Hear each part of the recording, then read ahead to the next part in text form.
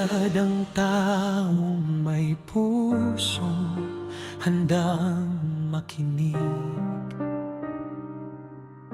sa banal na salita na nagbibigay ng pag-asa't pag-ibig.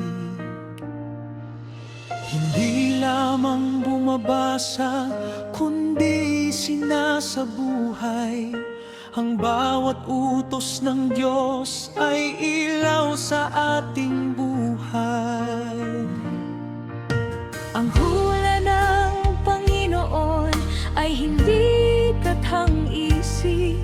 Ito'y paalala upang tayo'y manatiling masunurin. Ang oras ay mabilis, ang araw ay lumilipas, kaya't lumakad sa katuwiran habang may pagkakataon pa. Buksan ang puso, tanggapin ang katotohanan. Ang salita ng Diyos ang ating sandigan. Sa bawat pahina'y may pag-asang naghihintay sa sinumang tapat na susunod sa kanyang gabay. Mapalad ang bumabasa, mapalad ang nakikinig, mapalad ang tumutupad sa salitang banal at matuwid, sapagkat ang panahon ay malapit na. Ang pagbabalik ng hari ay tiyak na darating na. Siya ang Alpha at ang Omega, ang simula at ang wakas, magpakailanman. Ang Diyos noon, ngayon at magpakailanman, makapangyarihan sa lahat ng sangnilikha.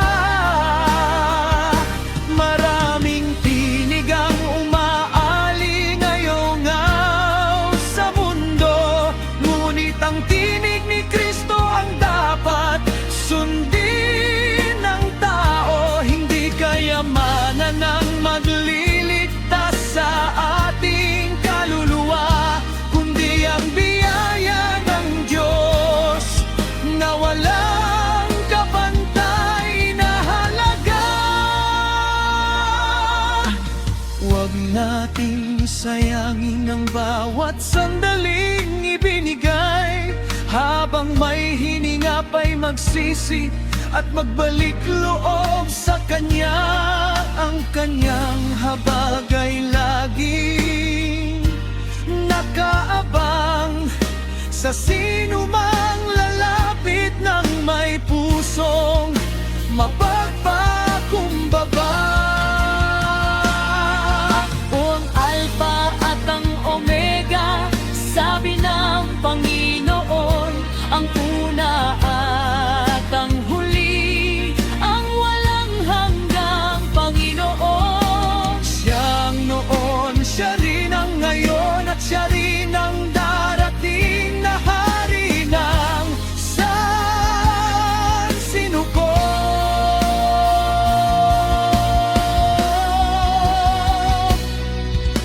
Walang makapipigil sa kanyang dakilang plano, walang kapangyarihang hihigit sa kanyang trono.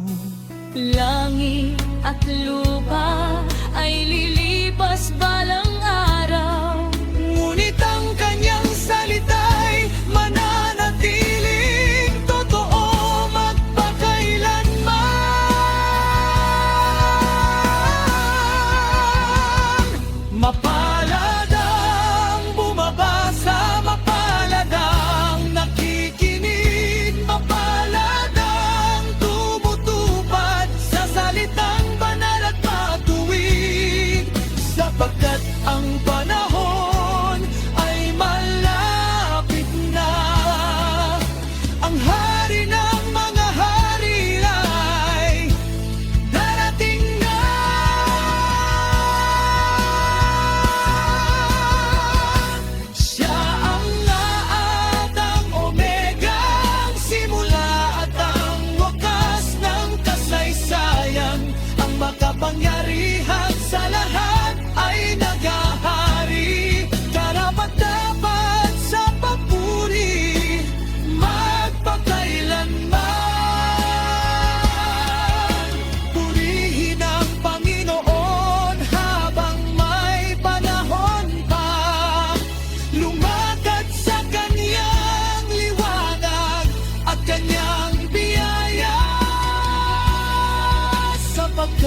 kanyang pangako ay hindi mabibigo kailanman. Si Jesus ang Alpha at ang Omega, Hari magpakailanman. Mapalad ang bumabasa at ang nakikinig sa mga salita ng hulang ito at tumutupad sa mga bagay na nasusulat dito, sapagkat ang panahon ay malapit na. Ako ang Alpha, ang Omega, sabi ng Panginoong Diyos,